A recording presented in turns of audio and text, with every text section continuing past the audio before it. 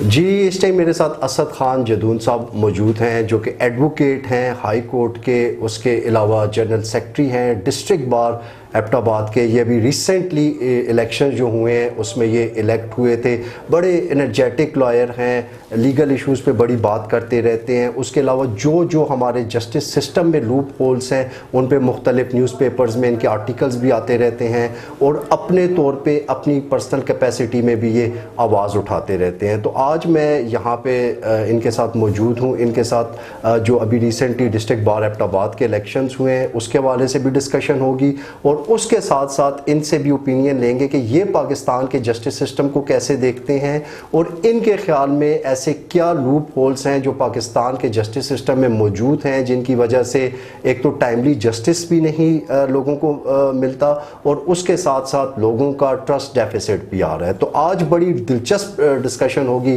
اسد صاحب کے ساتھ۔ Sir thank you so much for your time. Thank you sir سب سے پہلے تو آپ کو کانگریچولیشنس، آپ نے یہ الیکشنز ون کیا، اپنے اس الیکشن کے ایکسپیرینس کے حوالے سے بتائیں، اور یہ ڈسٹرکٹ بار کا تھوڑا سا یہ تو بڑا ایک ہسٹوریکل بار ہے، اس حوالے سے تھوڑا ہمیں بتائیں۔ جی بیسیکل جی ایبٹ آباد بار ہمارے کے پی کی بڑی بارز میں سے ایک بار ہے، دوسری تیسری بڑی بار ہوگی جس کے تقریباً آلموسٹ 1300 کے قریب ہمارے ممبرز ہیں ایبٹ آباد بار کے۔ اور جہاں تک بار کی ہسٹری کی بات ہے تو یہ 1920-21 میں 1920 میں یہ اسٹیبلش ہوئی تھی یہ بار، اور اس وقت پروبیبلی یہ شاید کے پی کی دوسری بار ہوئی ہوگی پشاور کے بعد۔ اور پہلے ہمارے جو پریزیڈنٹ تھے وہ میر ولی اللہ ایبٹ آبادی تھے ایبٹ آباد بار کے، اور اس میں الیکشن کی پوری ایک 100 ایئرس کی ایک ہسٹری ہے ایبٹ آباد بار کی، 100 سال سے زیادہ کی ایک تاریخ ہے۔ اور اس بار نے بڑے قابل وکلاء اور ججز پیدا کیے ہیں جنہوں نے ملکی سطح پر اپنا نام بنایا ہے، اور نہ صرف قانون کے میدان میں بلکہ سیاست کے میدان میں اور سماجی خدمات کے میدان میں ایبٹ آباد بار کا ملکی لیول پر ایک نام ہے، اور صوبے کی تو یہ نمایاں ترین باروں میں سے ایک بار ہے۔ اور ریسنٹ ہمارا ابھی اس کا الیکشن ہوا 8 اپریل کو اس کا الیکشن ہوا، جس میں ایبٹ آباد کا بار کا سیکرٹری الیکٹ ہوا ہوں، اور عمران یونس تنولی صاحب میرے ساتھ پریزیڈنٹ الیکٹ ہوئے ہیں۔ بالکل ٹھیک ہے۔ اچھا اسد بھائی، یہ جو ابھی اب الیکشنز ہوتے ہیں، ہائی کورٹ بار کے الیکشنز ہوتے ہیں یا ڈسٹرکٹ بار کے جو الیکشنز ہوتے ہیں، ان الیکشن کا جس طرح سے اسپیسیفکلی میں آ جاتا ہوں کہ ڈی بی اے کا جو بھی الیکشن ہوا ہے اس میں آپ نے الیکشن ون کیا ہے، آپ نے عمران صاحب کا بتایا وہ پریزیڈنٹ الیکٹ ہوئے ہیں، آپ جنرل سیکرٹری الیکٹ ہوئے، تو آپ کا کیا ویژن ہے یا کیا مشن ہے اپنی لیگل فریٹرنٹی کے لیے یہ الیکشن ون کرنے کے؟ دیکھیں ویژن اور میرا جو فریٹرنٹی کے لیے وہ تو سب سے پہلے، اس سے پہلے بھی ایک بات میں آپ سے یہ کہوں گا کہ پاکستان میں اگر آپ کو پیورلی کوئی ڈیموکریٹک انسٹیٹیوشن ملے گا تو وہ بارز ایسوسی ایشن ہے۔ ہمارے یہاں ہر سال الیکشن ہوتے ہیں، ریگولرلی الیکشن ہوتے ہیں، اور جو جیتتا ہے اس کو وکلاء اوپن مائنڈ کے ساتھ ہارنے والا اور جیتنے والا ایک دوسرے کو مبارکباد پیش کرتے ہیں، اور ایک انسٹیٹیوشن یہ آگے چلتا ہے۔ اس کی سب سے بڑی مثال آپ ایبٹ آباد بار کو دیکھ لیں، ایک بڑا فیئر کانٹیسٹ ہوتا ہے بڑی ٹرانسپیرنسی کے ساتھ۔ کے پی بار کونسل کی نگرانی میں ایبٹ آباد کا ہی ایک وکیل الیکشن کمیشن مقرر ہوتا ہے، یہیں کی وکیل اس کو الیکشن کانٹیسٹ، اور بڑا ہر چیز ٹرانسپیرنسی اور فری اور فیئر الیکشن ہوتے ہیں۔ یہ ایسے الیکشن میں دعوے کے ساتھ کہتا ہوں کہ پاکستان میں کہیں بھی اتنے ٹرانسپیرنٹ الیکشن اور اتنا transparent purely democratic system Pakistan کے کسی انسٹیٹیوشن کے پاس نہیں ہے جو ایبٹ آباد بار کے پاس ہے۔ اور وکلاء اور بار ایسوسیشنز پاکستان اور جمہوری معاشرے کے لیے ایک رول ماڈل کا کردار ادا کرتی ہیں۔ اور جہاں تک ہماری وکلاء کے جو ایشوز تھے، ہر سال جو وکلاء کیمپین کے لیے آتے ہیں تو وہ اپنے مینڈیٹ کے اندر جو legal practitioner and bar council act کے تحت جو کسی صدر سیکرٹری کا جو مینڈیٹ ہوتا ہے اس کے اندر وہ اپنی ایک کمپین کرتے ہیں، وکلاء کو ریچ آؤٹ کرتے ہیں، ان سے ووٹ مانگتے ہیں۔ ہم بھی اپنا ایک منشور لے کر جو ہمارا مینڈیٹ تھا اس کے مطابق وکلاء کے پاس گئے ہیں، اور وکلاء کے سامنے ہم نے اپنا پوائنٹ آف ویو رکھا۔ تو جو وکلاء کے مسائل تھے، اسپیشلی سیکیورٹی کے حوالے سے مسائل تھے، صفائی کے مسائل تھے، اور لیگل ایشوز تھے، رول آف لاء کے حوالے سے تھے، جو ہماری کمٹمنٹس ہوتی ہیں اپنے منشور اپنے مینیفیسٹو کے مطابق، وہ ہم نے وکلاء کے سامنے پیش کی، اور وکلاء نے ہمیں ووٹ کیا، اور ایک بڑے ہی پلیزنٹ اور ڈیموکریٹک ماحول کے اندر ہمیں الیکٹ کیا۔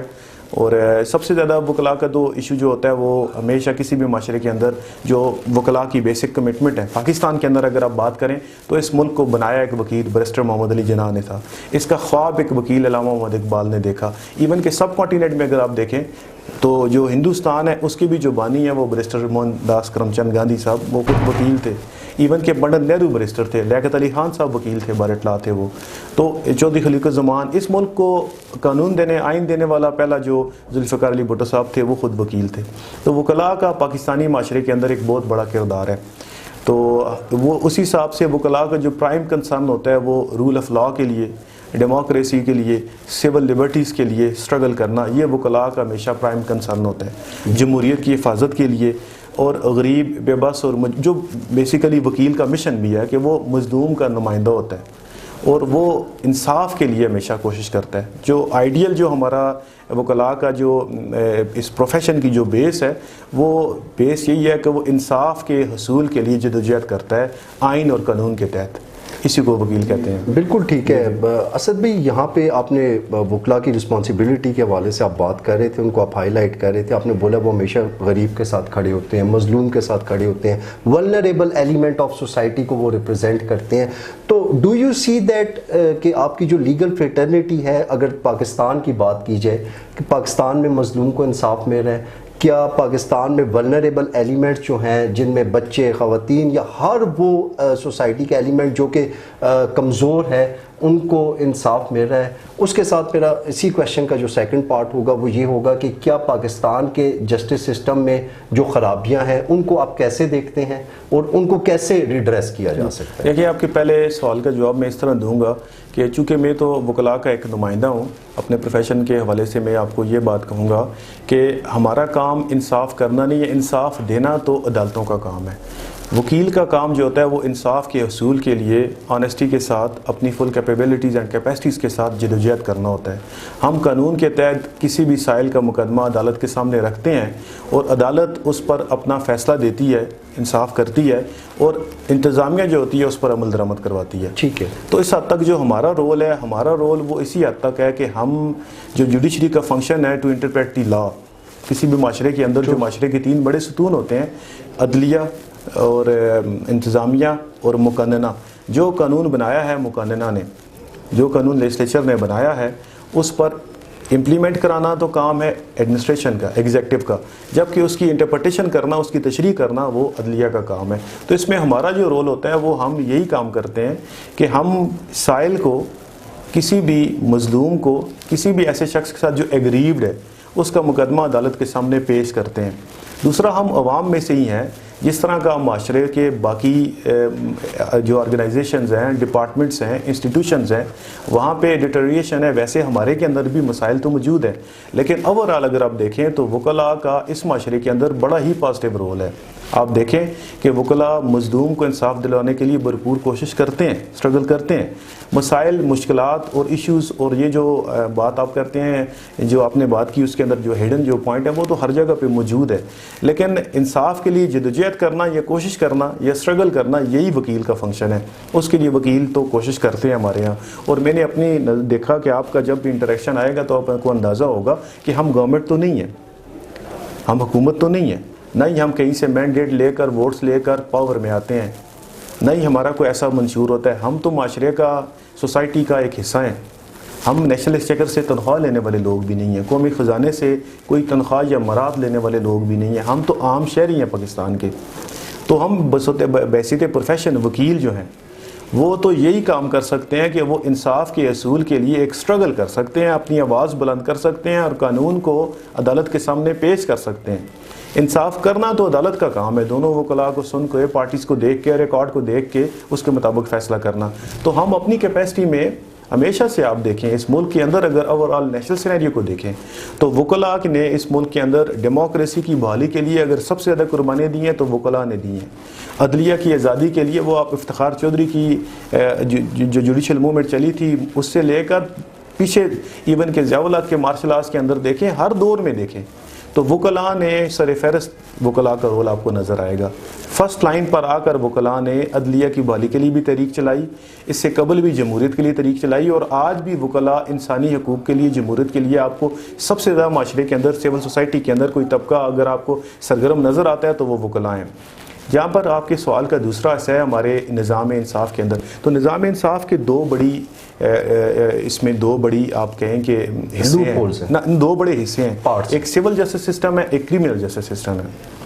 تو آپ کا اگر کوئی پارٹیکولر کوشچن ہو تو اس کے حوالے سے کریمنل جسٹس سسٹم کے اندر اپنے مسائل ہیں, سول جسٹس سسٹم کے اندر اپنے مسائل. بالکل ٹھیک ہے. اس میں پرٹیکولرلی ایک بات کی جاتی ہے ایکس پارٹی سسٹم. جی جی, یہ کہا جاتا ہے لوگوں کا, ایک ہم لوگ جس ٹائم لوگوں سے انٹریکٹ کرتے ہیں وہ یہ کہتے ہیں تاریخ پہ تاریخ, تاریخ پہ تاریخ. کبھی کورٹس میں ایک وکیل آتا ہے تو دوسرا نہیں ہوتا, کبھی دوسرا وکیل آتا ہے تو جو پارٹی ہے ایک پارٹی نہیں ہوتی, کبھی جو وٹنسز ہیں ان کو ٹائملی بیفور دا کورٹ وہ پیش نہیں ہوتے. تو یہ جو پروسیس ہے, یہ جو حصول انصاف ہے اس کو بڑا پرولونگ کرتے ہیں. اس میں تو یہ اس کی وجوہات جو ہیں اگر آپ اس پر بات کریں تو سب سے پہلی وجوہات ہے کہ ہمارے یہاں ججز کی بہت زیادہ کمی ہے, سٹاف کی بہت زیادہ کمی ہے. ہمارے چیف جسٹس تھے جسٹس آصف عید کھوسہ, یہ ان کی سپیچز کے ان کی کوٹیشنز ہیں کہ پاکستان میں 3300 یا 3500 ججز ہیں. تو انٹرنیشنل اسٹینڈرڈ کے مطابق بھی کم از کم 20,000 ججز ریکوائرڈ ہیں. All Pakistan high court lower courts کو ملا کے 3500 ججز بنتے ہیں, یا بہت زیادہ ہوگے تو 4000 ججز ہوں گے, جبکہ ملک کی آبادی 25 کروڑ ہے. تو یہاں انفراسٹرکچر کے بھی مسائل ہیں. پھر اس کے بعد یہ جو تاریخ پہ تاریخ, اس کی وجہ یہ ہوتی ہے کہ ایک جج کے پاس ایک تاریخ میں ایک دن کے اندر 100 مقدمات لگے ہوتے ہیں, 60 70 50. ہائی کورٹس میں تو عام دیکھیں 100 مقدمات ایک دن میں لگے ہوتے ہیں. اور آن ایوریج اگر دیکھیں صبح کورٹ شروع ہوتی ہے اور 2:30-3 بجے تک اگر کورٹ چلتی ہے تو ایک جج ایک مقدمے کو کتنا ٹائم دے سکتا ہے. پھر یہ ضرور ہے کہ ان نیسیسری ایڈجرمنٹس لی جاتی ہیں, پرولونگ کیسز کو کیا جاتا ہے. اس میں ہر ایک کا وکلاء کا بھی رول ہے, اس میں جوڈیشری کا بھی رول ہے, اس میں سسٹم کا بھی رول ہے, اور اس میں انسٹیٹیوشنز کا بھی رول ہے. ٹھیک ہے. بات یہ ہے اس میں معاشرے کا سب سے زیادہ جو پالا لوگوں کا پڑتا ہے وہ پولیس کے ساتھ پڑتا ہے اور پٹوار کے ساتھ پڑتا ہے اور گورنمنٹ کے باقی اداروں کے ساتھ پڑتا ہے. اس میں ہر ایک ادارے کا اپنا ایک رول ہے. تو وکلاء کا تو ایک یہ پروفیشن ہے جس میں ان کے یہ سورس آف انکم بھی وکلاء کا یہی ہے. اگر یہ پروفیشن ایفیشینٹ ہوگا, یہ ڈیلیور کرے گا, اس کا سب سے زیادہ بینیفیشری تو وکیل ہوگا. یعنی کہ آپ دیکھیں اگر عدالتیں انصاف کریں گی, لوگوں کے کام ہوں گے عدالتوں سے, تو لوگ عدالتوں پر اعتماد کریں گے, کورٹس کو آئیں گے, اس سسٹم پر بلیو کریں گے. تو اس میں جو ہمارا رول ہے وہ as compared to administrative role, یا جو اپر ہینڈ ہے, جو رسپانسبل ہینڈ ہے, اس کا رول زیادہ ہے وکلاء کی نسبت. باقی ایڈجرمنٹس اس کے حوالے سے ہر کمیٹیز بنتی رہتی ہیں, ریکمنڈیشنز آتی رہتی ہیں, سارا کچھ ہوتا رہتا ہے. لیکن اگر آپ کو اس کو جینونلی دیکھا جائے تو پاکستان کے اندر انفراسٹرکچر کے مسائل کے علاوہ, ایڈمنسٹریٹو مسائل کے علاوہ یہ بڑے ایشوز ہیں کہ بڑی آبادی ہے, ریسورسز کم ہیں, کیسز بہت زیادہ ہیں. تو سر یہاں پہ میں آپ کی بات کاٹوں گا کہ جس طرح سے ابھی ٹیکنالوجی کا ایرا آ گیا, اگر جدید ٹیکنالوجیکل ایڈوانسمنٹ کو یوز کرتے ہوئے, یہ جس طرح سے آپ بتا رہے ہیں کہ ایک لسٹ بنی ہوئی ہوتی ہے, اس لسٹ کے تحت جو ہے وہ ایک نائب قاصد آ کے آواز دیتا ہے, وہ بلاتا ہے, تو اسی چیز کو اگر جدید دور کو دیکھتے ہوئے, اے آئی کو استعمال کرتے ہوئے, یا جو بھی ٹیکنالوجیکل ٹول ہے اس کو یوز کرتے ہوئے ایک اسمارٹ ٹیکنالوجی سامنے لائی جائے, تو کیا اس سے ٹائملی جسٹس ملنے میں مدد نہیں ہو سکتی؟ دیکھیں جو نیچرل جسٹس کا بیسک اصول یہ ہے کہ وہ یہ ہے کہ جس کسی کے خلاف فیصلہ کرنا ہے تو اس کو کورٹ میں اپرچونٹی آف ہیئرنگ ضرور دی جائے, یعنی کہ ہیئر دا ادر سائڈ. یہ بیسک اصول ہے. اس اصول کے تحت یہ آپ نے دیکھا ہوگا کہ سب سے پہلے امپورٹنٹ یہ چیز ہوتی ہے کہ جس نے مقدمہ دائر کیا ہے اور جس کے خلاف مقدمہ دائر ہوا ہے ان کو اطلاع یابی ضرور ہو. اس اطلاع یابی میں ہی سب سے زیادہ ٹائم لگ جاتا ہے, اور ان کی عدالت میں حاضری کو انشور کرنے میں ہی سب سے زیادہ ٹائم لگ جاتا ہے. تو اس حوالے سے لاز کے اندر بھی امینڈمنٹس ہوئی ہیں, لیکن اس کو مزید افیکٹو بنانے کی ضرورت ہے, جو کہ فرض ہے لیجسلیچر کا, کہ آج موبائل ہر ایک کے پاس ہے. ابھی بھی اگر ہم سروس کا وہی طریقہ اڈاپٹ کریں گے کہ سمن لے کر بیلف جائے گا, لوگوں کے گھر ڈھونڈے گا, چسپاندگی کرے گا, وہ ڈرم بیٹنگ والا پروسیس کرے گا, جو کہ 100 سال پہلے کا قانون ہے ہمارا. بالکل ٹھیک ہے. اس کی امینڈمنٹ کی ضرورت ہے, لیکن اس میں یہاں اندازن یہ بھی ہے کہ اس بات کو انشور کرنا بھی ضروری ہے کہ کیا جس کی سروس عدالت کے اندر ضرورت ہے اس کو اطلاع یابی ہو رہی ہے کہ نہیں ہو رہی, یہ بات بھی انشور کرنا. ابھی ہماری سول پروسیجر کوڈ میں بھی امینڈمنٹس آئی تھیں, ٹھیک ہے, لیکن اس پر مزید کام کرنے کی ضرورت ہے. اور آپ کی بات, جو آپ کی ریکمنڈیشن یا آپ کا جو کوسچن ہے, وہ ہمارے سول جسٹس سسٹم میں بھی لانے کی ضرورت ہے کہ ابھی ٹیکنالوجی بہت زیادہ بدل چکی ہے.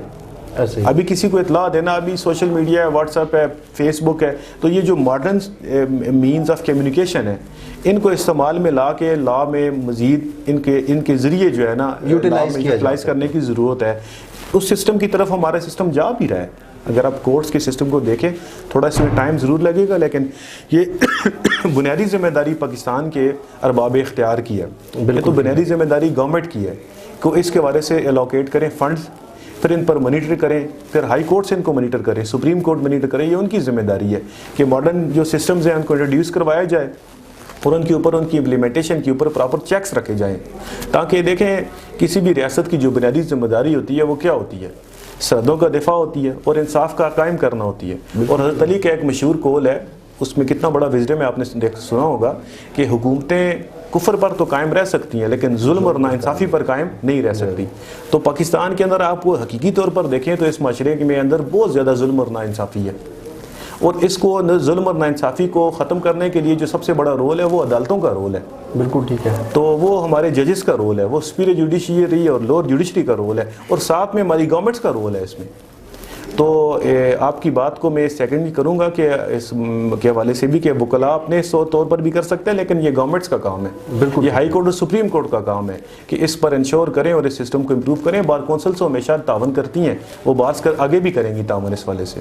بالکل ٹھیک ہے سر۔ ون لاسٹ کویشچن آپ سے میں پوچھوں گا، ابھی ریسنٹلی کوئی ڈیولپمنٹس ہوئی ہیں ہمارے ملک میں، ایک 26ویں ترمیم ہوئی ہے، 26th امینڈمنٹ ہوئی ہے، دوسرا پیکا ایکٹ میں امینڈمنٹ کی گئی ہے جس کے خلاف جرنلسٹ کمیونٹی ہماری سراپا احتجاج بھی ہے، وہ لوگ آواز بھی اٹھا رہے ہیں۔ تو آپ ان دو امینڈمنٹس کو، 26th امینڈمنٹ اور یہ جو پیکا لا میں جو امینڈمنٹ ہوئی ہے، اس کو کیسے دیکھتے ہیں؟ دیکھیں جی، فریڈم آف ایکسپریشن ہمارا کانسٹیٹیوشنلی گارنٹیڈ رائٹ ہے، ٹھیک ہے، اور یہ انسانی حقوق میں یہ بہت بڑا حق ہے کہ آپ کو اپنی خیالات کے اظہار کرنے کا آزادی دی جائے۔ اور پیکا کے اندر جو امینڈمنٹس ہوئی ہیں ان کے حوالے سے میں یہ کہوں گا کہ 2016 سے آپ کے نوٹس میں پیکا ایکٹ آیا، بالکل ایسے، پھر اس کے بعد پچھلی جو گورنمنٹ تھی تحریک انصاف کی، انہوں نے بھی اس کے اندر چینجز کی، اور پھر ابھی گورنمنٹ نے۔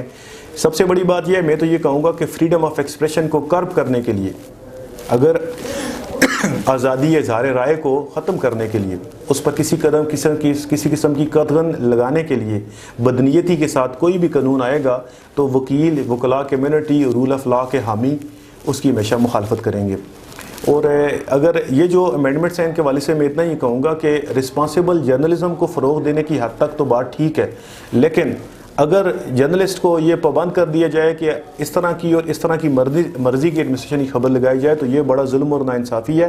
یہ وہی ناانصافی ہے جس پر یہ معاشرہ نہیں چل سکے گا آگے۔ جرنلسٹ کا بھی، جس طرح میں نے وکلاء کے حوالے سے کہا، ہمارے جرنلسٹ کا بھی بڑا گلوریس رول ہے، ہمارے جرنلسٹ کی بھی بڑی قربانیاں ہیں۔ تو آزادی اظہار رائے یہ پاکستانی معاشرے کا بھی حق ہے، اور ایز اے پروفیشنل ایک جرنلسٹ کا بھی حق ہے کہ اس کے پاس جو انفارمیشن ہے وہ حدود و قیود کے اندر قوانین کے ساتھ عوام تک پہنچائے، ورنہ تو معاشرے کی ڈیتھ ہو جائے گی، سوسائٹی کی ڈیتھ ہو جائے گی اگر آپ ایسی اس طرح کی پابندیاں لگائیں گے۔ تو اس والے سے میں یہ ضرور کہوں گا، ہاں یہ ضرور ہے کہ خبر تحقیق کے بعد ویریفائڈ بھی ہو، اور جو جرنلسٹک پرنسپلز ہیں ان کے تحت جو گیٹ کیپنگ کا جو اصول ہے، جو ایڈیٹوریل رولز ہے، جس میں معاشرتی رسپانسبلٹیز اور impact of the news upon the society کو مد نظر رکھا جاتا ہے اور ویریفیکیشن کر کے لگائی جاتی ہے، تو ایسی نیوز پر کوئی پابندی نہیں ہونی چاہیے۔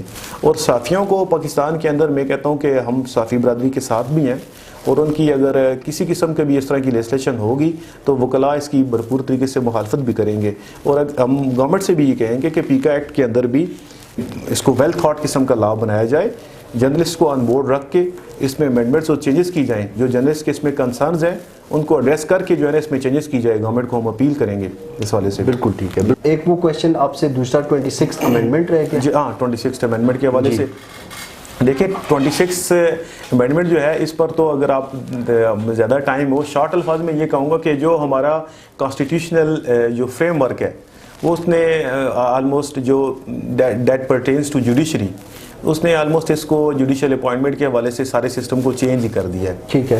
اور اس کے امپیکٹس کیا ہوں گے یہ آپ کو آنے والے سالوں میں پتہ لگیں گے، اللہ خیر ہی کرے کہ اس کے حوالے سے ہماری جوڈیشری کی طرف سے بھی اور لیگل فریٹرنٹی کی طرف سے بھی اس میں پوائنٹ آف ویو سامنے آتا رہتا ہے۔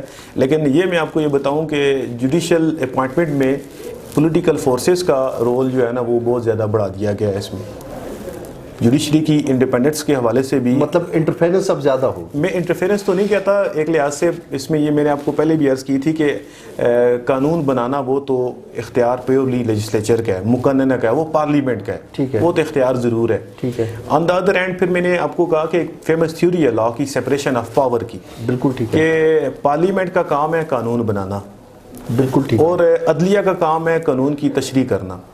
تو اختیار تو پارلیمنٹ کی سپریمیسی اور ڈیموکریسی کی اور سے آف دا پبلک کی اختیار ڈیموکریسی تو سپیریورٹی تو ضرور ہے. سر آپ کی بات میں یہاں کاٹوں گا. آپ نے بولتا ہے لاز بنانا ہے پارلیمنٹ کا کام ہے. تو جو لاز پارلیمنٹ میں بن رہے ہیں کیا وہ صحیح بن رہے ہیں؟ دیکھیں پھر عدلیہ کو بھی تو اختیار حاصل ہے کہ اگر پارلیمنٹ کانسٹیٹیوشن کے خلاف کوئی لا بناتی ہے تو ڈاکٹرین آف جوڈیشل ریویو موجود ہے وہاں پہ, عدلیہ اس کو اسٹرائک ڈاؤن بھی کر سکتی ہے. عدلیہ کے پاس دیکھ معیار ہمارے پاس کانسٹیٹیوشن ہے, آئین ہے, لیکن یہاں میں آپ کو یہ بات کہوں کہ قانون بنانے کے پیچھے اگر کوئی بدنیتی شامل ہو تو اس کا امپیکٹ ہمیشہ نیگیٹو ہی ہوگا. میں آپ کو یہ ضرور کہوں گا کہ عدلیہ کی جو اپائنٹمنٹ کا جو طریقہ کار ابھی وضع کیا گیا ہے, جو بیسک اس امینڈمنٹ کے بعد جو چینجز لائی گئی ہیں, اس کے آپ کو امپیکٹس فیوچر میں نظر آئیں گے اور اللہ کرے کہ وہ اچھے ہوں. سر اسلام آباد ہائی کورٹ کے ججز نے کوئی لیٹرز لکھے تھے. جی جی جی جی ٹھیک ہے, آپ کو یاد ہے وہ لیٹرز؟ ہاں لکھے تھے. بالکل. ان لیٹرز کو لے کے کیا ہوا, مطلب ان لیٹرز کا کوئی فیصلہ ہوا یا ان کے کنسرنز کو ایڈریس کیا گیا؟ اس کے حوالے سے چیف جسٹس صاحب نے کوئی کمیٹی بنائی تھی اس کو حل کرنے کے لیے, لیکن اگر آپ بیک گراؤنڈ دیکھیں تو جسٹس شوکت صدیقی صاحب نے یہ سٹارٹ کیا تھا. جی بالکل, انہوں نے بھی اس طرح کی کنسرن ریز کیے تھے. یہ ججز بھی اس وقت وہاں پہ موجود تھے, یہ والے بھی. ٹھیک ہے, تو ابھی ان کی باری آئی ہے تو انہوں نے لیٹر لکھنے شروع کر دیے. بالکل سر, ان میں سے جو بھی ہو, میں نے کہنے کا مطلب ہے اکراس دا بورڈ, کیا ان کے اس طرح کے جو ججز کے کنسرن ہے, چاہے وہ شوکت ہم تو ججز کے ساتھ ہیں نا, ہم تو ججز کے ساتھ یہ والے ہوں نا. دیکھیں ہم تو یہ کہتے ہیں کہ ججز کو اپنے کام کرنے میں, انصاف کی تقسیم کرنے میں اور انصاف کو کرنے میں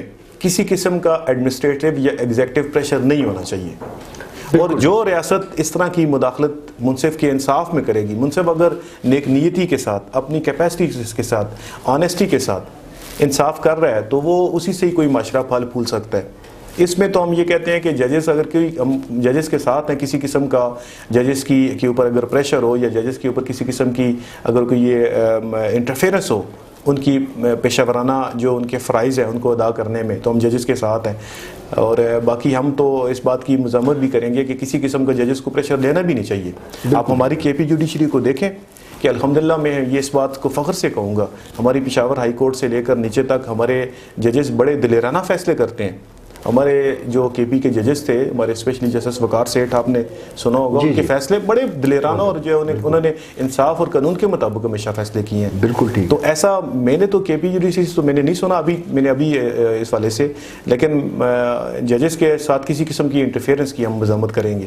بالکل ٹھیک ہے سر. سر چونکہ آپ کا بھی ٹائم قیمتی ہے, لاسٹ میں یہ چاہوں گا کہ اپنے جسٹس سسٹم کے حوالے سے اپنی لیگل فریٹرنیٹی کو, باقی جو عام شہری ہیں جو یہاں پہ پریشان ہیں, جن کا انصاف کے نظام پہ بھی اعتماد نہیں ہے, سیاسی نظام پہ بھی اس طرح سے اعتماد نہیں ہے, معاشی نظام کی ان کو سمجھ نہیں آ رہی, آپ کو یہ اپنا پریسائز میسج اگر دینا چاہیں. پاکستان ایک جو خواب دیکھا گیا تھا یا جو پاکستان کا نظریہ تھا, علامہ اقبال رحمۃ اللہ علیہ, قائد اعظم, انہوں نے تو بر صغیر کے مسلمانوں کے لیے, پاکستان یا اس خطے میں بسنے والے تمام انسانوں کے لیے, ان کے حقوق کے لیے, ان کی فلاح اور بہبود کے لیے اور ان کی آنے والی نسلوں کی بہتری کے لیے خواب دیکھا تھا.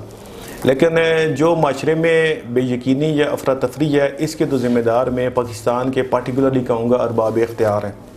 وہ لوگ ہیں جو ہمیشہ سے پاکستان میں ڈیسیژن میکنگ جن کے ہاتھ میں رہی ہے, اقتدار جن کے ہاتھ میں رہا ہے, وہ آپ بہتر سمجھتے ہیں. پاکستان کی عوام کی مایوسی, نا امیدی وہ اپنی جگہ ہے, لیکن پاکستان ایک اس کا مستقبل ہے. میں اپنی قوم سے یہ ضرور کہوں گا کہ بزرگ تھے, وہ یہ کہتے ہوتے تھے کہ پاکستان نور ہے, نور کو زوال نہیں. اور دوسرا وہ یہ کہتے تھے کہ پاکستان ایک مقدس ریاست ہے, میں کہوں گا, لیکن کسی بھی ریاست میں صرف میں یہ کہوں گا کہ مذہبی منجن بیچ کر ہی عوام کو سیٹسفیکشن نہیں دی جا سکتی. ٹھیک ہے. تو جو گورنمنٹس ہیں, جو صاحب اختیار طبقات ہیں, ان کو یہ سوچنا چاہیے کہ آپ you can fool all of the people for some time but you can't fool all of the people all the time نا. وہ آپ نے ایک سنا ہوگا. ایگزیکٹلی, بڑا فیمس ہے, probably امریکن, یہ دریا کو کوزے میں بند کیا ہوا ہے. تو یہ اس طرح ہی ہوتا ہے کہ وہ میں اب اس کوٹیشن کو ریپیٹ بھی کر دیتا ہوں کہ you can fool all of the people for some time and some of the people all the time but you can't fool all the people all the time نا. بالکل. تو یہ لوگ تو اب سمجھ ہی گئے ہیں کہ پاکستان کے اندر یہ جتنے بھی منجن ہمیشہ سے بیچے جاتے ہیں, اور جتنی تھیوریز اور ڈاکٹرینز اور آئیڈیالوجیز اور ڈاگماز کریٹ کیے جاتے ہیں اور لوگوں کو الجھائے جاتے ہیں, تو پاکستان کی عوام بھی اپنے اندر ایک شعور پیدا کرے نا.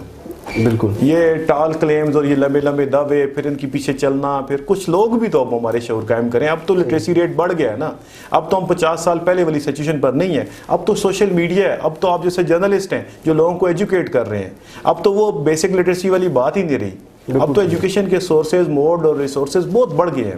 تو کچھ تو عوام بھی اپنی اندر، اور اسلام میں کہا جاتا ہے اعمالکم اعمالکم، کہ جس طرح وہ ایک مشہور ہے کہ جس طرح کے تمہارے اعمال ہوں گے جس طرح کے تمہارے اعمال ہوں گے، یعنی کہ ایز اول یہ ہے کہ جس طرح کی سوسائٹی ہوگی اس طرح کی لیڈرشپ آگے آئے گی. تو میں آپ کے سوال کا جواب میں ڈائریکٹ دینے کے بجائے یہی کہوں گا کہ پاکستان کی عوام بھی تو اپنی آنکھیں کھولے نا، اپنے حقوق کے لیے عوام بھی تو نکلے نا، کرپشن کے خلاف عوام بھی تو نکلے. اگر پٹواری پیسے لیتا ہے تو آپ اس کو کیوں پیسے دیتے ہیں جلدی فرد لینے کے لیے؟ تو آپ سٹینڈ لے نا. اگر ایس ایچ او پیسے لیتا ہے تو آپ اس کو کیوں پیسے دیتے ہیں؟ آپ تھوڑا سٹینڈ لے نا. اپنا کام جلدی کروانے کے لیے اگر آپ 5-7 ہزار روپیہ پٹواری تحصیلدار کو ایس ایچ او کو دیں گے، پھر بعد میں آپ اس سسٹم پر کوئی گالیاں دیں، تو یہ قصور تو آپ کا اپنا بھی ہے نا. اب اگر آپ کا وکیل صحیح نہیں کر رہا تو آپ وکیل تو وہی کچھ کرے گا جو کلائنٹس کرے گا نا. آپ عدالت میں ریڈر کو، بابو کو پیسے نہ دیں نا تاریخ چارٹ کرانے کے لیے. کچھ تھوڑا تو آپ کو بھی رسپانسبلٹی ہے ایز اے معاشرہ نا، as a society, as a basic component society کو عام انسان ہے. تو ایک عام معاشرے کا، ہمارے پڑھے لکھے لوگوں کا، انٹیلیجنسیا کے بھی تو کچھ رسپانسبلٹی ہے نا. پھر یہ ہے کہ انسانی حقوق کے لیے یا جو پی کے ایکٹ آپ نے کہا ہے یا جو کچھ ادارے کر رہے ہیں، تو عوام کو بھی تو کچھ ابھی عوام کو سمجھ آ گئی ہے نا. یہ ہر سال 4 سال بعد 5 سال بعد نئی باتوں میں، ان جانسوں میں اب تو سمجھ جائے نا. بالکل ٹھیک ہے. کچھ تو اپنی آنکھیں کھولیں نا پبلک. بالکل یعنی 70-75 سال کافی ہوتے ہیں، اور 20-25 سال کی تو بڑی ایگریسو قسم کی ایجوکیشن ہوئی ہے میڈیا کی صورت میں لوگوں کی. ایگزیکٹلی بالکل ایسا ہی. یہی ہے کہ آپ کا شکریہ جی. تھینک یو سو مچ اسد بھائی. جی آپ نے دیکھا کہ اسد بھائی نے بڑے اچھے طریقے سے مطلب لیگل ایشوز پہ بات کی، پولیٹیکل ایشوز پہ بات کی، اور آخر میں انہوں نے ایک بڑی امپورٹنٹ بات کی ہے سول سوسائٹی کے حوالے سے. تو جس طرح سے جو سول سوسائٹی ہے اس کی رسپانسبلٹی، اس ٹیم پروگرام کا وقت چونکہ ختم ہو رہا ہے تو میں ایک کوٹیشن کے ساتھ کرنا چاہوں گا کہ ہمارے جو بھی سول سوسائٹی کے لوگ ہیں وہ جب بھی کوئی کام کرتے ہیں یا کسی چیز کو دیکھ رہے ہوتے ہیں تو ان کو یہ چاہیے کہ تقاریر اور لمبے لمبے یہ جو مینیفیسٹوز ہیں ان کو دیکھنے کے بجائے وہ عمل پہ یقین کیا کریں. تو آخر میں یہی کہوں گا، action speak louder than words.